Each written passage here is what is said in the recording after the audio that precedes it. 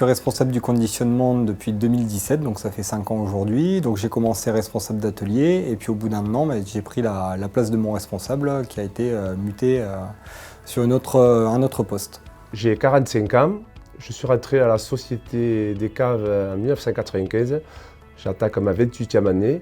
Je suis rentré en tant qu'opérateur. L'entreprise m'a fait évoluer, j'ai fait conducteur de ligne. De là, après, j'ai fait des remplacements de chef d'équipe. Et aujourd'hui, je suis conducteur de ligne sur des lignes complexes et référent de ligne. C'est une usine où on conditionne le roquefort exclusivement, donc c'est 8300 tonnes de roquefort conditionné par an. Une des fiertés du site, c'est que ce roquefort est envoyé dans le monde entier.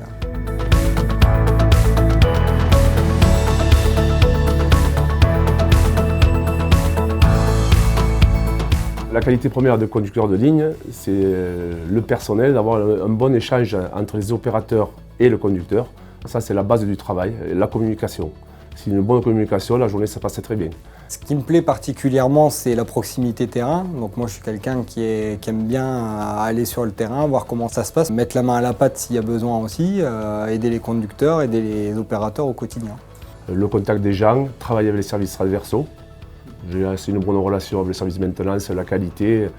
L'ambiance au boulot est très bonne. L'Aveyronais a un caractère bien trempé, mais ce qui est bien, c'est qu'on est dans une relation de franchise au quotidien et quand il y a des choses à se dire, qu'elles soient bien ou moins bien, on se les dit quoi. Ma mère a travaillé à Roquefort, mon oncle travaillait à Roquefort, ma tante travaillait à Roquefort et moi j'ai suivi, je suis fier de travailler pour la filière Roquefort. On s'identifie à la filière rapidement et en effet on a à cœur que le produit perdure et qu'il continue à se vendre.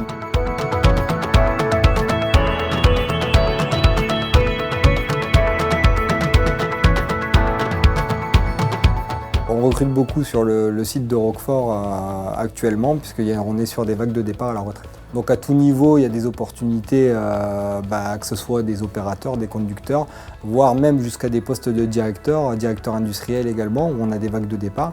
Pour travailler dans l'agroalimentaire, je vois 3 qualités majeures. La première, la rigueur, puisqu'on est sur des produits de consommation, donc il faut avoir un niveau d'hygiène important. Le deuxième, la coordination, puisqu'aujourd'hui, quand on est conducteur de ligne comme Cyril, on va devoir gérer le changement de code article, donc l'anticipation, voir avec la maintenance, les problématiques, etc. Et la troisième qualité, on va dire l'acuité technique, c'est-à-dire on est sur des ateliers à haute technicité et les personnes qui aiment la technique vont se régaler sur des postes tels que ça.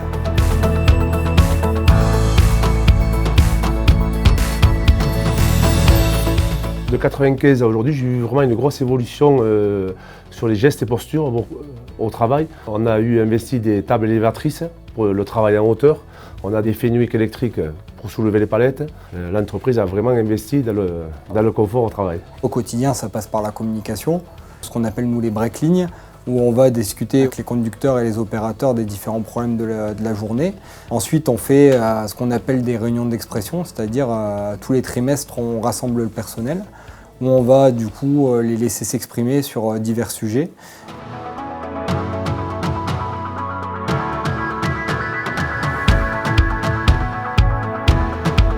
Il n'y a qu'à Roquefort qu'on fait du Roquefort. Au quotidien, on fait 6h, 13h ou 13h, 20h, ça me laisse une double journée.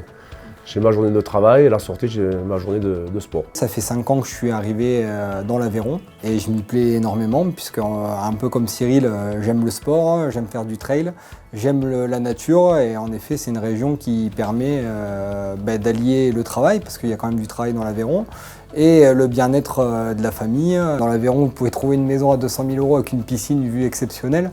Alors que si vous êtes à Paris, vous allez avoir une cage à lapins de 30 mètres carrés, même pas je pense, pour 200 000. Donc c'est un élément qui est très important pour nous.